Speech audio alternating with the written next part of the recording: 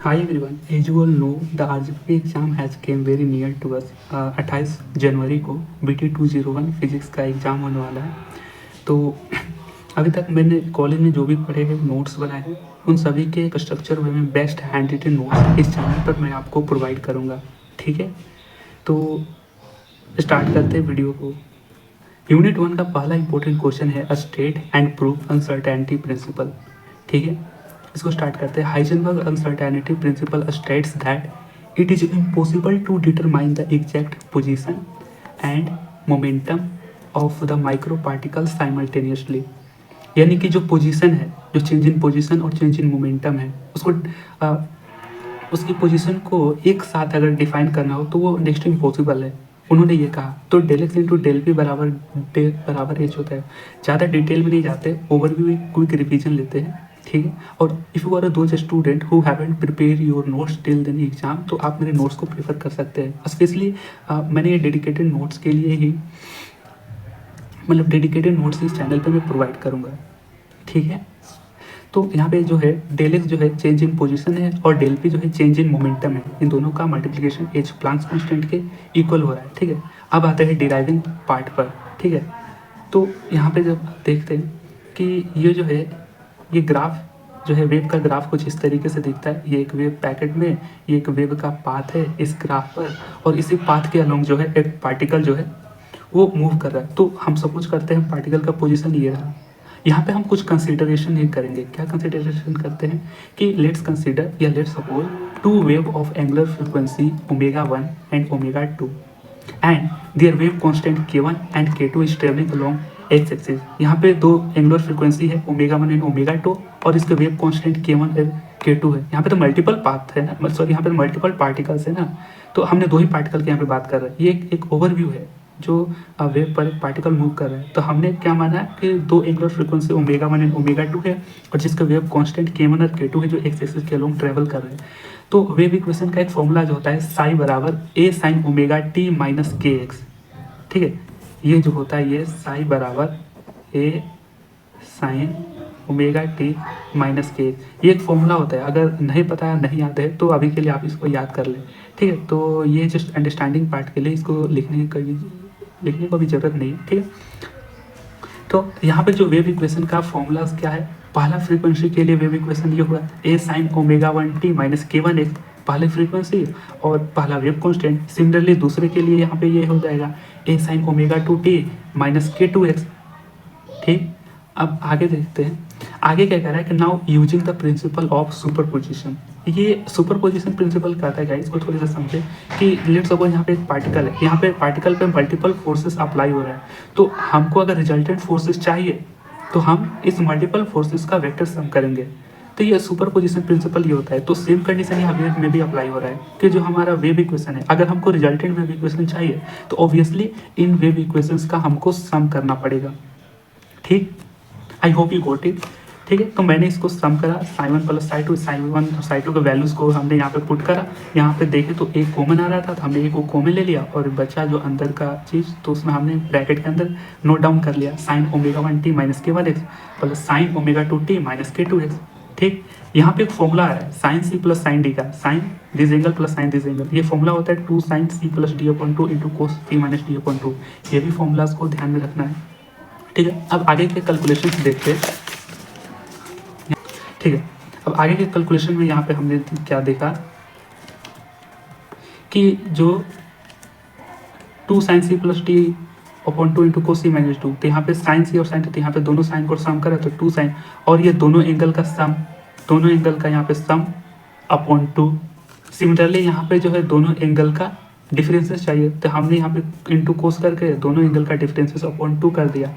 ठीक, ये basically calculation part है जो इजी है, कोई ज़्यादा रॉकेट साइंस नहीं है। तो हमने यहाँ पे दोनों का सम और डिफरेंसेस लिया, सम करा तो यहाँ पे देखा कि टी कॉमन आ रहा था और दोनों के एंगुलर फ्रीक्वेंसीज को ब्रैकेट में लैप कर लिया। यहाँ पे भी एक्स को माइनस एक्स को कॉमन लिया तो k1 प्लस k2 को ब्रैकेट में लिख दिया अपॉन 2, ये फॉर्मूले में था।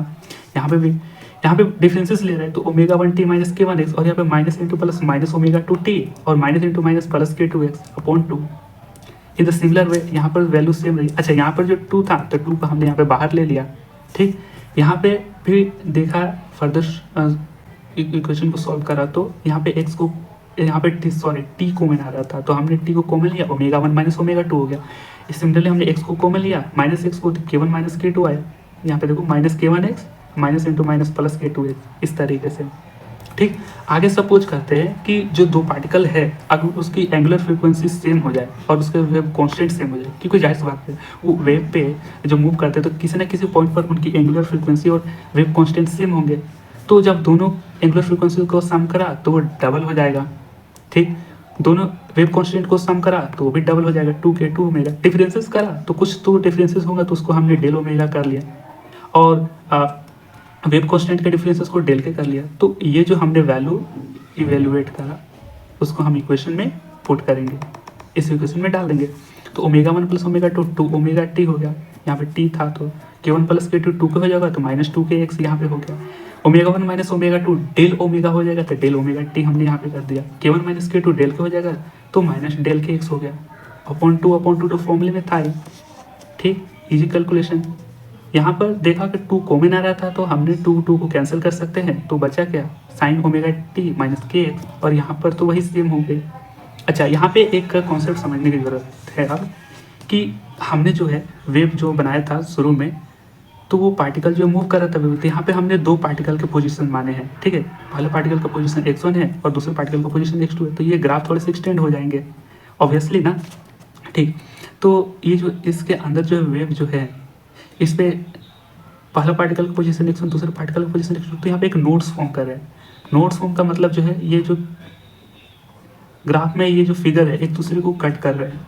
हालांकि जब सर समझा रहे थे तो मुझे ये पॉइंट थोड़े से समझ में नहीं आया, लेकिन कोई बात नहीं, एक दो बार जब मैंने डिराइव करा तो ये स्पॉन्टेनियसली सवाल सॉल्व होने लगा। नोट्स फॉर्म का बस अभी सिंपल सा मतलब यही हुआ कि ये जो है ये पहला ये ग्राफ ये कट कर रहा है और ये पोर्शन ये सेकंड पोर्शन ये इसको यहाँ पे कट कर रहे थे, यानी एक्स एक्सिस पर। तो नाउ नोट्स इज फॉर्मिंग में, और ये जो अगर एक्स एक्सिस क्वाड्रेंट में अगर देखा जाए तो ये जो होता है 0 डिग्री, मतलब ये जो होता है 0 डिग्री यहाँ से जाता है, फिर यहाँ से π/2 कुछ इस तरीके से जाता है। तो नाउ नोट्स इज फॉर्मिंग में, तो जो ये जो कोस का जो वैल्यू है cos del omega T minus del के x/2, ये वैल्यू 0 हो जाएंगे। ठीक है, बस ये एक मेन कंसेप्ट है कि ग्राफ में अगर नोट्स इज फॉर्मिंग में then this value will be the equal. ये थोड़े से पॉइंट यहाँ पर आते हैं जो हमको ध्यान में रखना है। ठीक है, बाकी नोट्स मैंने अच्छे से प्रिपेयर करा है। ठीक है, तो अगर आप इसको बस as it is note down भी करते हैं तो this is a well and good. ठीक है, तो ये वैल्यू हमने 0 कर दिया। अब क्या है कि दिस इज पॉसिबल वेन, जाहिर तो कोस का वैल्यू कब कब 0 होता है, वो π/2 पे होता है, 3π/2 पे होता है, 5/2, यानी कि ओड मल्टीपल ऑफ π/2 पर कोस की वैल्यू 0 होती है। ये बात हमको ध्यान में रखनी है। तो ये del omega T minus del के x/2 ये कुछ इस तरीके से, यहाँ पे हम इसको इस तरीके से भी लिख सकते हैं अगर फर्दर इसको सोल्यूशन करना चाहें। Del omega t upon 2 minus del के x/2 बराबर π/2, ये 3π/2, ये 5π/2, यानी कि ओड नंबर ऑफ π/2 पर ये वैल्यू 0 आ रही है कोस की, तो 2n + 1 π/2। अच्छा, इसके आप फर्दर आगे देखते हैं आगे के सॉल्यूशंस को। यहाँ पे हमने सपोज करा, यहाँ पर जो ग्राफ में हमने क्या करा, x1 x2 के दो पोजीशन रहे, तो हमने क्या सपोज करा, यहाँ पर जब दो पोजीशन है तो हमने क्या सपोज करा, suppose x1 and x2 are two position of two nodes. तो यहाँ से हम आगे बढ़ेंगे, यहाँ से हमने आगे बढ़ा कि पहला position suppose x1 and x2 are two position of two nodes. तो पहला पोजीशन के लिए हमने यहाँ पे क्या करेंगे, यहाँ पे x1 पुट करेंगे, दूसरे पोजीशन के लिए x2 पुट करेंगे। तो सिमिलरली कुछ इस तरीके से होगा कि फर्स्ट पोजीशन के लिए del omega T minus del k x1 हो गया और बराबर 2n + 1 π/2। सेकेंड पोजीशन के लिए del omega t upon 2 minus del k x2 हो गया बराबर 2n + 3 π/2। देखो पहले पोजीशन के लिए वो एंगल जो है π/2 पर 0 हो रहा था, तो दूसरे के लिए यहाँ पर हम 2 जोड़ेंगे तो दूसरी पोजीशन के लिए हो जाता है। पहले पोजीशन के लिए 2n + 1, तो दूसरी पोजीशन के लिए तो 2n + 1 में हमने 2 ऐड करा तो 2n + 3 π/2 हो जाएगा दूसरी पोजीशन के लिए। ठीक है, इसको हमने इक्वेशन 4 और इक्वेशन 5 कंसीडर करा। अब आगे देखते हैं, इन दोनों इक्वेशन को हम सब्ट्रैक्ट करेंगे। ठीक है, तो this minus this and this minus this, तो दिस को हमने यहाँ पे इसको पुट कर दिया और माइनस करके और इसको यहाँ पे रख दिया, इसको भी हमने डिफरेंस कर दिया। डिफरेंस यहाँ पे देखा, माइनस को माइनस इंटू प्लस माइनस और माइनस इंटू माइनस प्लस। ठीक, ये इजी कैलकुलेशन है। यहाँ पे minus del omega t plus del omega t cancel हो जाएगा, तो बचा क्या, minus del k x2 plus del k x1। तो यहाँ पे हमने इस तरीके से फॉर्म कर दिया, थोड़ा अरेंज मॉडल में लिख दिया, del k x1 upon 2 minus del के डेल के x2 अपॉन 2, और ये 2n pi upon 2 minus 2n pi upon 2, ये दोनों कैंसिल हो जाएगा, 3 pi by 2 minus pi by 2, कुछ इस तरीके से। ठीक, अब यहाँ पे डेल के अपॉन 2 को कॉमन ले लिया, और जो पोजीशन रहा x1 माइनस x2 इस तरीके से हो जाएगा, और इसका डिफरेंस करेगा तो ये पाई आ जाएगा। x1 माइनस x2 ले लिया, अब इसको हमने यहाँ पे भेज दिया। ठीक है, 2 इंटू मल्टीप्लाई करते 2 पाई अपॉन डेल के। यहाँ पे एक फॉर्मूला हमको ध्यान में रखना है, ठीक, कि वी नो के का जो फॉर्मूला होता है वो 2 पाई अपॉन लिम्टा है। ये एक फॉर्मूला है जो हमको ध्यान में रखना है। ठीक, कैसे है ये अलग बात है, और लिम्टा का वैल्यू h अपॉन पी होती है, ये बेसिक सी फॉर्मूले से। तो यहाँ पे हम देख सकते हैं, जब लिम्टा का वैल्यू यहाँ पे रखेंगे तो ये हो जाएगा h अपॉन पी, या नीचे का पी ऊपर चला जाएगा, तो k बराबर 2 पाई पी अपॉन h हो जाएगा। और जाहिर सी बात है ये x1 है, हाँ, x1 माइनस x2 जब करा तो वो चेंज इन पोजीशन आ गया, तो इसको तो डेल एक्स तो हम लिख ही सकते हैं डिफरेंसेस को। डिफरेंस का मतलब है ना कि डेल एक्स कर सकते हैं, कुछ वैल्यू पोजीशंस में है तो उसको डेल एक्स कर दिया। तो यहाँ पे जो वैल्यू पुट करा के का फाइनल वैल्यू 2 पाई पी अपॉन एच हो गया, तो यहाँ पे 2 पाई अपॉन डेल, और यहाँ पे के का वैल्यू 2 पाई पी अपॉन एच हो गया। ठीक, यहाँ से अब देखो डेल के अंदर जो कांस्टेंट टर्म है वो तो बाहर ही ले लेंगे, 2 पाई कांस्टेंट टर्म है और एच प्लांक्स कांस्टेंट है, तो इसको हमने बाहर कर दिया, और चेंज इन मोमेंटम यहाँ पे आ गया। ठीक, यहाँ से इस तरीके से कैंसिलेशन, इसको यहाँ पे भेज दिया, और ये 2 पाई कैंसिल, और नीचे था तो ऊपर नीचे हो गया, तो del x into del p बराबर एच हो गया। यहाँ पे हम क्या देख सकते हैं, डेल एक्स और बराबर डेल्टा एक्स और डेल पी को डेल्टा पी, तो इस तरीके से हमारा डेरिवेशन प्रूव हो जाता है। ठीक है, इस वीडियो के लास्ट में मैं जो नोट्स बनाया हूँ उसका स्क्रीनशॉट आप इस पेज पर अभी आ रहा होगा, आप उसका स्क्रीनशॉट ले सकते हैं। तो मैं यहाँ पे जस्ट बेस्ट नोट्स के साथ आपको मदद कर रहा हूँ। जैसे मेरा भी एग्जाम है 28 फरवरी को है, तो जो मैंने नोट्स एक अरेंज वे में बनाए हैं, I am here only for help you. ठीक है दोस्त, बाय।